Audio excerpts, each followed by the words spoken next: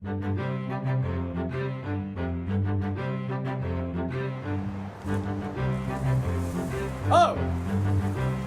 Sparta was located on the Peloponnese Peninsula in southern Greece.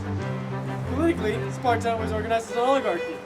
This led military power to be the #1 priority in Sparta. Now, let's take a closer look at Sparta as a whole.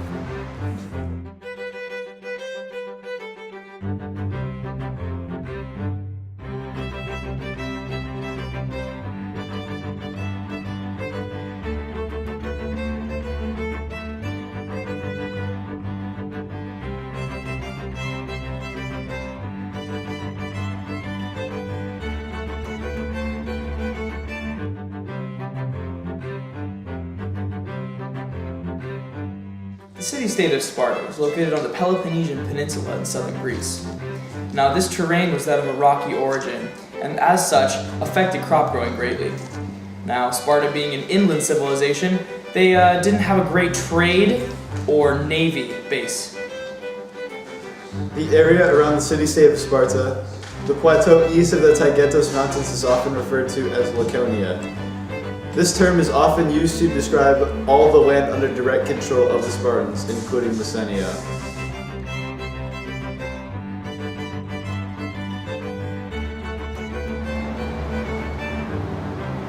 Oh! Sparta's version of an oligarchy contained 3 main components. 1. Prestigious military leaders that served as head of state, called kings. The other 2 were 65-year-old men and 5 annually elected magistrates.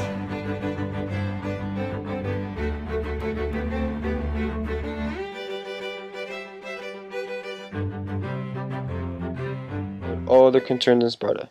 The Spartan economy depended on conquering other people, and they did so with their superior battle strategies and well-trained warriors. At age 7, as is customary in Sparta, the boy was taken from his mother and plunged into a world of violence.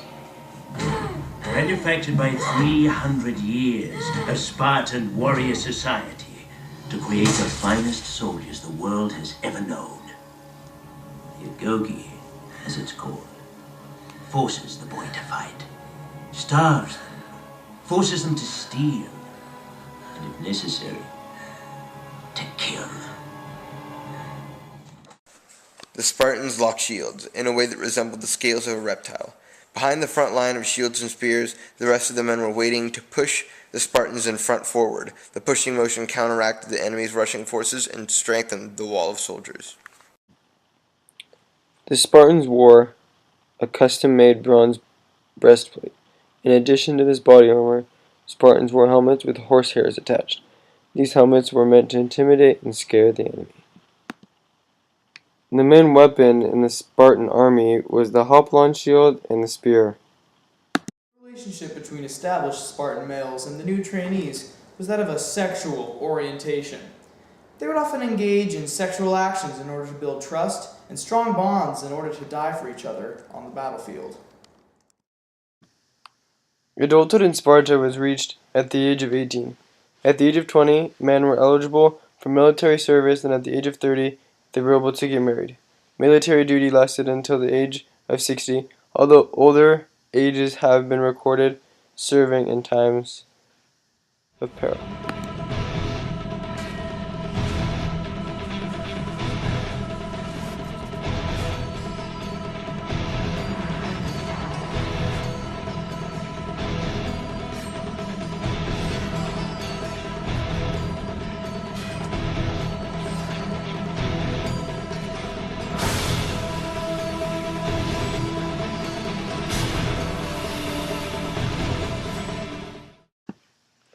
The economy of Sparta was largely dependent on the conquering of other city-states. Much of their slave labor came from the men and women that were conquered in said city-states. All of the everyday labor was done by women and slaves, seeing as the men spend their days in the barracks.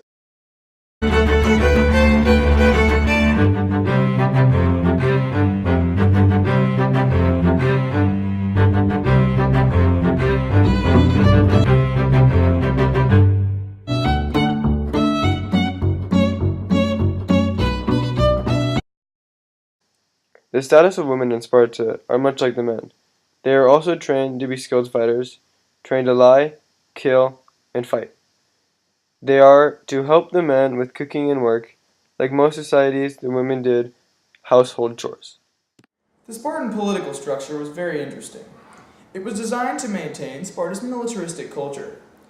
Two parts of the Spartan government received their power from election by the people. These elected men served in what we would now be considered a parliamentary-style assembly of advisors. Byzantine sources, some parts of the Laconian region remained pagan until the 10th century AD. Doric-speaking populations survive today in Laconia. In the Middle Ages, the political and cultural centers of Laconia shifted to the nearby settlement of Maestris. Modern Sparta was refounded in 1834 by the decree of King Otto of Greece.